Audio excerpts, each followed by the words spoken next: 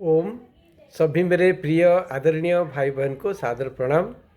परम पूज्य स्वामी जी महाराज के निर्देश अनुसार हम लोग सभी को श्रीमद् भगवद गीता के 16 अध्याय जो दैवस्वर संपद विभाग जो है उसका पहला श्लोक से लेकर 5वां श्लोक तक अर्थ सहित समझना और उसको अपना जीवन में आचरण में लगाना है। हम लोग पहला श्लोक से लेकर तीसरा श्लोक तक आलोचना कर चुके हैं। आज हम लोग आलोचना करेंगे चौथा श्लोक जो आसुरी संपद है और 5वां श्लोक दैवी संपद आसुरी संपद का जो फल है उसका बारे में कहा गया है। तो चौथा श्लोक ऐसा है, दंभो दर्पभिमानश्च क्रोध पारुष्यमेव च अज्ञानं चाभिजातस्य पार्थ संपदमासुरीम। दंभ जो गुण नहीं है उससे दिखावा करने के लिए घमंड करना, अहंकार करना, आडंबर करना, ये होता है दंभ। एक आसुरी संपत्ति है। दर्प वही ऐसे ही शक्ति नहीं रहकर भी दिखावा करना, मेरा शक्ति है, विद्या, धन, जस, बल, ये अहंकार को लेकर के दूसरों को नीचा दिखना और दूसरों को तुच्छ मानना, ये आसुरी संपत्ति है, दर्प। फिर आता अभिमान। अभि मतलब अधिक, मान मतलब नापना है, अपने को बढ़ा करके नापना है, श्रेष्ठ मानना है, अपने को ऐसा करना कि हमको सब पूजा करे, हमको हमारा प्रशंसा करे और इससे जो प्रसन्न रहता है, ऐसा करके ये आसुरी संपत्ति है, ये अभिमान है। क्रोध, जब हमारा अपना इच्छा पूरा नहीं होने पर अंतकरण में जो देश युक्त भावना उत्तेजना आता है उसको क्रोध बोलते हैं। ऐसे भगवद गीता के 16 अध्याय के 21 नंबर श्लोक में भी आता है, त्रिविधम नरकस्येदम द्वारनाशन आत्मनः काम क्रोध तथा लोभ तस्मात् एतत् त्रयं त्यजेत्। ये क्रोध को भी नरक के द्वार कहा गया है, ये आसुरी संपत्ति है। फिर आता है पारुष्य। पारुष्य मतलब कठोरता, कोमलता का अभाव, यानी दूसरे को कटु वचन कहना, दूसरे को दुख पहुंचाना, दूसरे को नीचा दिखना, ये पारुष्य है। अपनों को बड़ा दिखना, दिखावा करना, ये होता है पारुष्य। ये एक आसुरी संपत्ति है।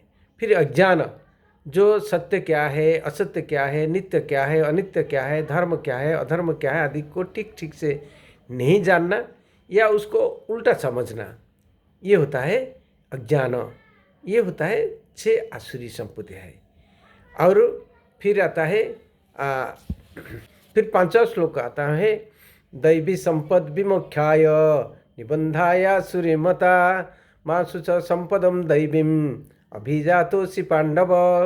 दैवी संपद का फल और आसुरी संपद का फल इधर बताया गया है। दैवी संपद क्या करता है, हम लोग को जन्म मृत्यु चक्र से उद्धार करता है, हमको मोक्ष देता है, समाधि के रास्ते पर ले जाता है, मुक्ति दिलाता है और संसार में जो जन्म मृत्यु चक्र में हम लोग पड़े हैं उससे उद्धार करता है। आसुरी संपत्ति क्या है, ये हमको बंधन में डालता है, संसार बंधन में।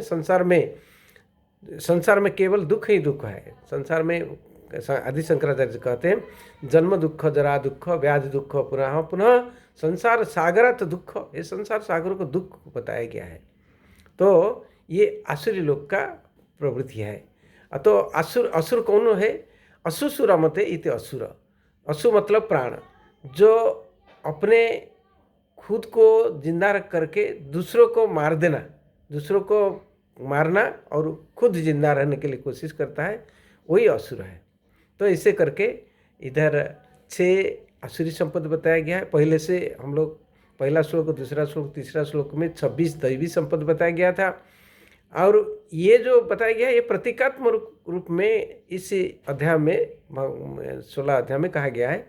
इसका तो और बहुत सारा है, लेकिन हम लोग जैसे देखते हैं जयदेव जो है, जो कवि जयदेव जी 10 अवतार लिखे हैं, लेकिन भागवत में 24 अवतार आता है।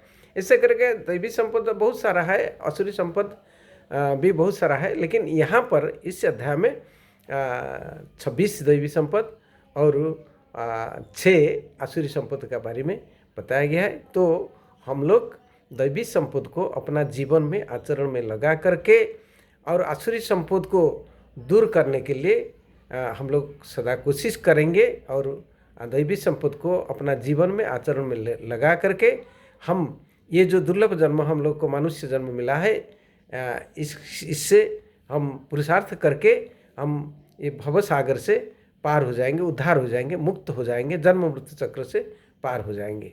ओम। सभी को प्रणाम।